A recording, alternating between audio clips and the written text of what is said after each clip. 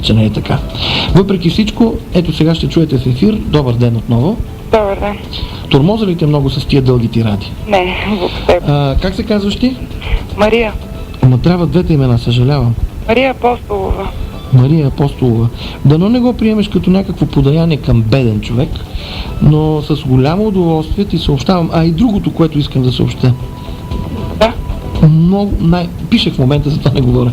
Значи много мразя хора, които раздават уж награди, уж по телевизията, уж по радиото и обикновено наградата се дава на някой, който се обадил зад кадър. Нали се сещаш къде отива тази награда? Къде отива? Където трябва. А където трябва е къде? При някой удобен човек, т.е. близък или при никого. Просто няма награда, може. Така. А при мен такива неща, такива шашми няма. Всичко е наяве. Значи Мария Апостолова е, скъпи приятели, тази първа наша спечелителка на наградите, които осигурява Агон, официалният представител на Bosch и Siemens за България. Остана ни да раздадем една яйцесваревачка, която ще дадем сигурно, може и днес, може и утре, не знам, когато ми хрумне. Мария, заповядай, 429 стая, хотел Струма, 429, нали това стаята, да не сторя някой ошибък.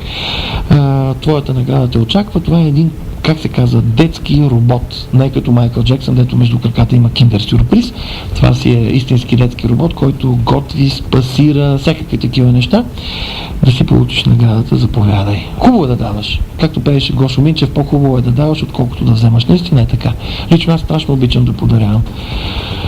И то, когато доставиш радост... Гледай, не ти ли е хубаво така, че не усещаш ли благоприятност за себе си, че и ти си участвал в кипежа? Нали? Виждаш ли? А вие не забравяйте, че има още награди. Примерно аудиокасети и компакт дискове от Riva Sound.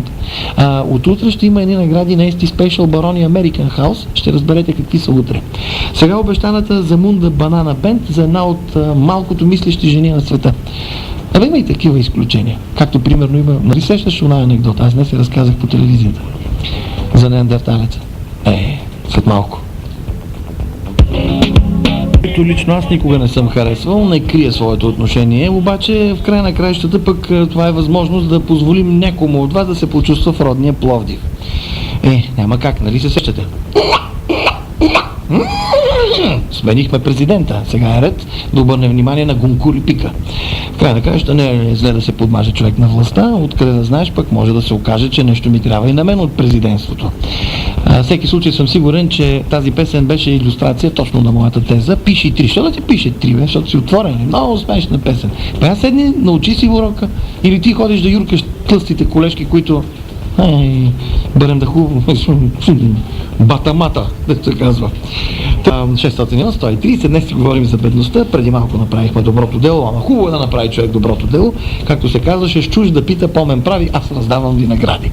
Благодарение на фирмата Агон дадохме един детски робот. Мария Апостолова е записана 28 март, вторник. Заповядай в нашето радио да си вземеш наградата, а ние продължаваме с обсъждането, вече надявам се не с менторския тон, на това, че бедността трябва да бъде изкоренена на личностна основа. Как може да стане това? Естествено, че не всеки може да излезе на улицата и да продава примерно палачинки с мед или пък да продава семки, за което говорихме, но винаги ако човек се поразтърси, може да се пресрами и да намери силата и начина да стане, да спре с лентяйството и с мързела и да намери нещо, с което се изкарват пари. В края на краищата пък да не сте оженени за Перник. Има нещо важно, което искам да ви кажа. Значи, Перник е изкуствено създаден град, за да обслужва миньорство и прочее. След като държавата го е създала, кой трябва да се грижи за Перник? Замислете си. Аз се чудя, защо така оставяте нещата в ръцете ушким на оне отгоре? Защо не дигнете глас въпиящи да питате това правителство? Айде това не.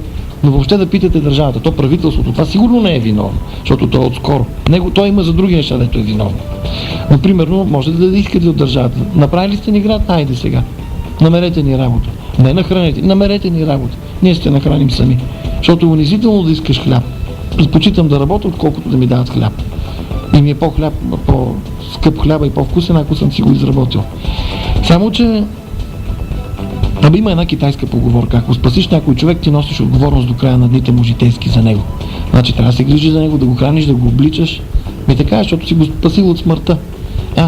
Те са ни турили тук в Пернишката. Поле ли е, какво ли, не знам. Падина. И какво има? Няма никакви заводи. Що? Защото вече не сме им потребни. Какво да мрем ли? Какво да правим? Трябва да се измисли някакъв почин такъв граждански, нещо да се направи, защото мен ми е мъка за хората. Гледай са, те търсят някакъв начин за оцеляване и къде могат да го намерят? Аз изхождам от това, че доста време вече съм изкушен да живея в най-голямото село в България, София, и там наистина можеш всичко да правиш. Излез на улицата, вестници продай, ми и коли, ако искаш, прозорците ми. Циганите, знаете ли колко пари изкарват от меня на стъкла? Че той изкарва 70-80 марки за 2 часа, бе. Мръсни гадове. И знаеш как ги мият? Въобще не ги мият. Всеки път като ги видя и само им скръцна с зъби, уния ме заобикалят отдалече. Но тук наистина пък като че ли няма инициатива за чак толкова много работа.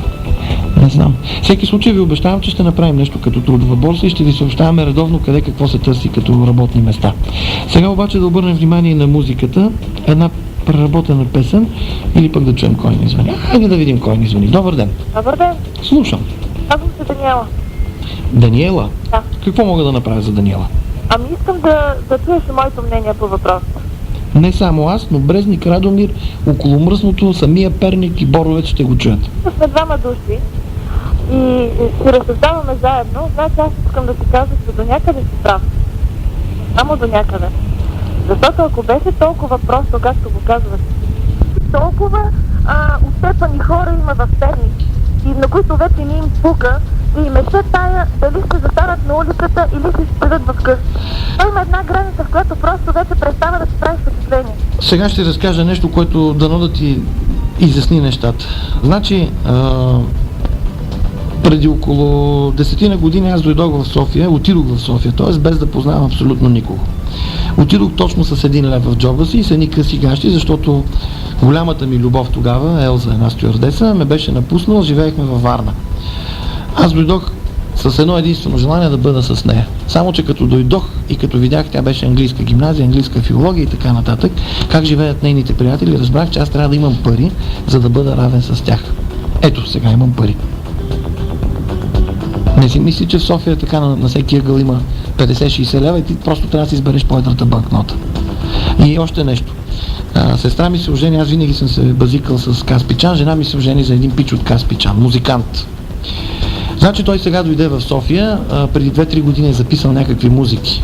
Дойде в София, за да си ги вземе от студиото. И аз му казвам: Пешо, ще си седна на задника пич и ще ти изкарам 2-3 хиляди марки, ще вземем един магазин под наем, искам да доведеш сестра ми да живее в София, за да живее като нормален човек. Да ходи на кино, да яде месо почти всеки ден, ако не и всеки ден, да ходи на ресторанти, да ходи на театър, да чете книги, да участва в живота истински. И Пешо казва: от мен какво се иска? Към нищо, тия пари ги давам за вас. Така, те не са много, 3000 марки не са много. И магазин щях да му намеря всичко. И той казва: добре. И изчезна. Отиде си на село, отиде си в Разград и не се появи повече. Що? Защо? Що е мухлю? Да. И защото наистина нашата обождателка Даниела е права. Наистина не им пука на хората. Той предпочита да има малко, отколкото да рискува малкото. Но тук стигаме до най-предната тема за инициативността. Защото няма пари без риск. Има пари без риск само в социализма. Да не ставам аз пак менторски в тона, наистина е права обаче. То като няма пари, какво да въртиш? Все едно да отидеш на един вир, в който няма риба и ти да кажеш: чакай, ще купа една скъпа въдица, отидеш, купуваш скъпата въдица, хвърляш я вътре, то пак няма риба. Какво да фанеш? Отидеш, купуваш още по-скъпа въдица, пак няма риба. Накрая си кажеш: ей, мама и рибешка. Отидеш, купуваш една мрежа, пускаш вътре и какво вадиш? Същия жест на Евгений Минчев, ватман за винаги.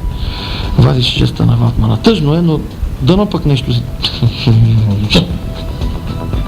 Аз ви благодаря за активното ви участие на 601-130, 101,7 пък по скалата на изкушението е честотата, на която възприемате Брезник, Радомир, около Мръсното, около София и прилежащите на Перник райони, като в това число включвам и Боровец. Радваме се, че бяхме заедно. Ние наистина прекарахме 2 часа неусетно в игри, закачки, песни и смях, времето неусетно отлетя. Иванчо каза това, другарката казва онова, всички се засмяха. Така пишеше едно време в немножка юмора в септемвричето. Естествено, че не успяхме да стигнем до никаква идея и крайност на позицията дали бедността е порок. Важното е обаче, че поне си почесахме езиците и 2 часа минаха и така незаметно и и неусетно. Ако някой се е обидил, искрените ми извинения. В края на краищата това трябва да бъде вашето време, вашите 2 часа, в които можете да направите всичко. Само посредник между вас и останалите вас трябва да бъда аз. Я, гледай каква рима изпрасках по своим тертипами. Последната песен, която съм ви избрал, не е на сръбската група Лепи Сол, макар че страшно обичам Парни валяк, Пекинска патка и прочее. Пекинска патка, смисъл това не е на някой китаец, нали? Патицата имам предвид. Това ви напомня как правихме някакво предаване за лов и риболов и ми се обажда някаква жена и каза: стига сте говорили за тия дивечи, за тия риби, бе! Аз, например, нямам пушка. Викам: госпожа, спокойно, бе, аз имам една пушка, като ходя на лов, мога ви ударя една патка, ако искате. Имах предвид патица, тя се обиди жената, кой знае какво си помисли.